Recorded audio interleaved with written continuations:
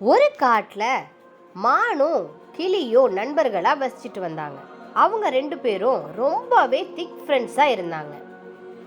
ஒரு நாள் அந்த காட்டுக்கு விலங்குகளை வேட்டையாடுறதுக்காக வேட்டைக்காரர்கள் வர்றத அந்த கிளி மரத்திலிருந்து பார்த்துச்சு.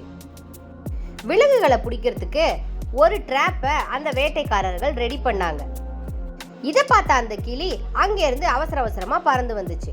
ஆனா இதை எதையும் தெரியாத அந்த மான் கரெக்டா அந்த குழியில வந்து மாட்டிக்கிச்சு. உடனே அந்த கிளி பயங்கரமா கத்த ஆரம்பிச்சுது. பக்கத்துல இருந்த எல்லா விலங்குகளுக்கும் இந்த கிளியோட அபாய குரல் கேட்டுச்சு.